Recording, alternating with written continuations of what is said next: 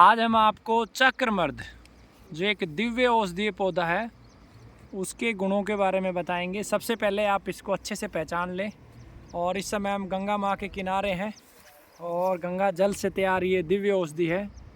इसके ऊपर पीले रंग के फूल आते हैं और ठीक मेथी की तरह इसके अंदर दाना होता है। मेथी जैसा ही फल इस पर लगता है। ये इसको कुछ पहचानने के लिए और करीब से मैं आपको इसकी पत्तियाँ दिखा देता हूँ। और ये ढेर सारे पौधे यहाँ गंगा माँ के किनारे हैं।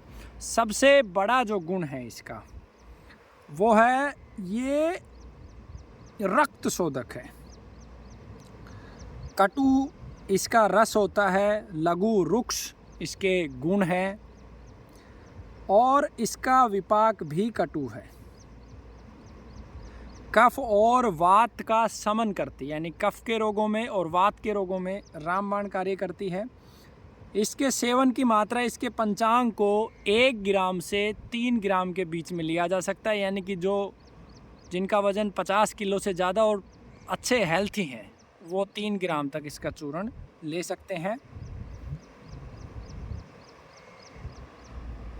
अब मैं बात करूंगा सीधा किस बीमारी में इसको आप प्रयोग करें।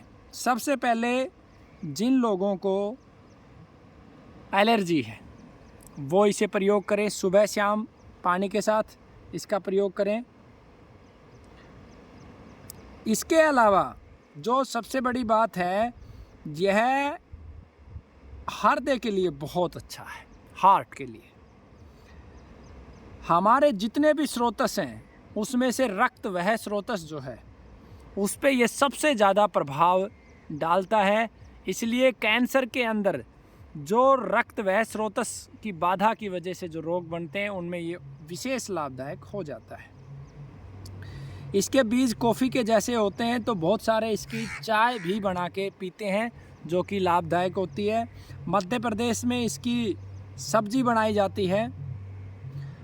चक्रमर्द के जो बीज हैं इनका तेल बनाकर और दाद के ऊपर लगाने से दाद ठीक हो जाता है।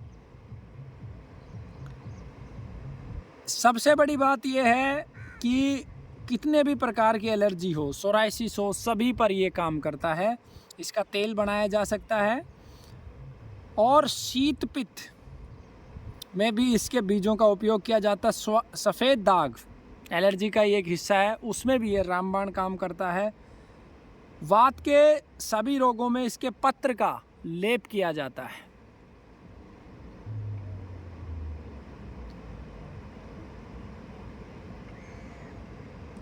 जिनको कंठमाला की जो गांठें होती है उसके ऊपर इसका लेप किया जा सकता है। बवासीर में जो चक्रमर्द है इसके बीजों को पीसकर लेप करने से बहुत लाभ होता है।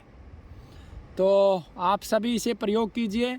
और राजीव दीक्षित आयुर्वेद शोध संस्थान, राजीव दीक्षित गुरुकुल हरिद्वार में गंगा माँ के किनारे इस पौधे पर विशेष रूप से शोध कर रहा है। और आप ये देख रहे होंगे लगभग 1 किलोमीटर तक यहाँ पर गंगा माँ फैली हुई है और उसी के किनारे किनारे ये जो जंगल है इसी में ये बहुतायत मात्रा में पाया जाता है। तो सबसे पहले जो भी चिकित्सक गण हैं वो अपने आसपास के जो औषधीय पौधे हैं उन्हीं को सबसे अधिक रिसर्च करें, औषधि निर्माण करें। इससे आपको अच्छी गुण की औषधि तैयार होगी और परिणाम आएगा।